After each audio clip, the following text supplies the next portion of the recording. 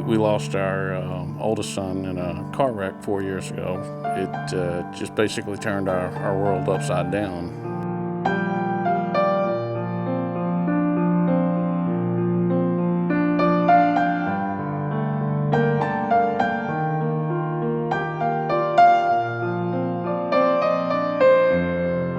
His name was Barrett. He was 16. He was my mini-me. He was smart, funny. Never been a stranger. There's been so many different things that have come out of this. I remember when Barrett was getting his driver's license that he was looking at the back of the little card for the driver's license, and he said, "What's all this?" And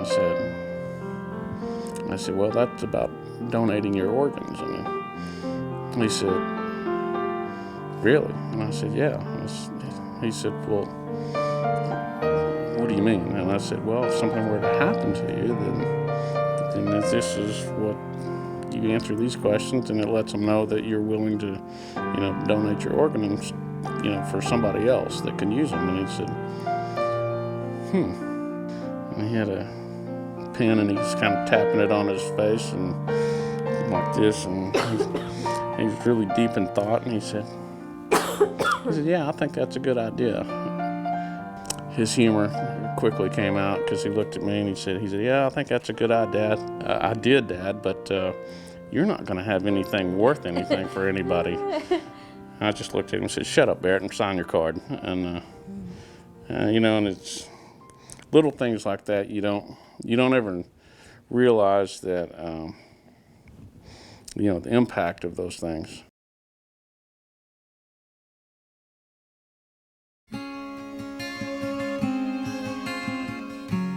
Music was kind of what brought Rick and back to sanity a little bit. Kind of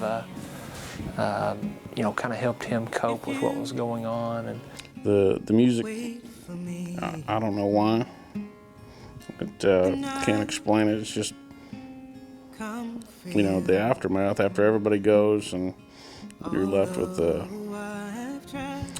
quiet house, that there just needed to be something in the air, and for some reason I just picked up the guitar and started playing, and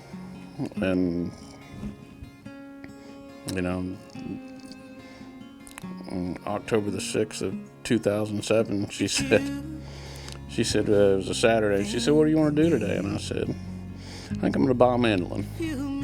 And without missing a beat, she said, "Well, it's cheaper than a girlfriend and a Corvette." It's called Full House, and it's a Bluegrass band. And there's 2 girls and 3 guys, so we have our full house. When his wife decided she wanted to be part of that music, I think it really just kind of gelled, and that's when we started calling this Full House. I met Rick about 2008, I believe it was.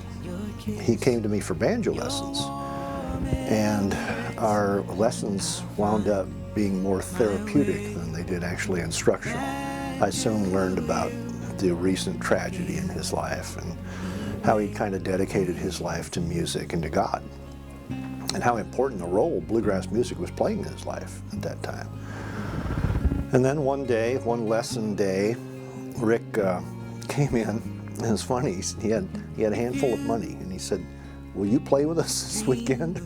We have 2 people who are not going to be able to be there." So I said, "Sure." And I've been playing with him ever since. They found out that I could sing, so Rick came and said, "I'd like you to sing a song, and this is the song I want you to sing." My bullheaded self came and said, "Well, this is the song I found and I want to sing, and just listen and see what you think." And so he listened, and you could see the wheels just start turning in his head. And I don't know what he was thinking at the time, but the next thing you know, it just kind of came to be, and it came very quickly, and we just came together as a group, and it's been wonderful since. It's front porch music. It just takes a lot of people back to when times were much more simple, and through those, that very tough dark time that you know, God never left us, you know, and I think that's just because it, you know, we were always looking to Him to guide us through it. God can do some amazing things if you just let Him. And we're all broken in some way, you know, whether it's from grief or whether it's from addiction or whatever it is, but He's there, and He's just waiting on us to find Him. So that's what the song's about. When I seek Him. Your touch, your kiss, your warmth.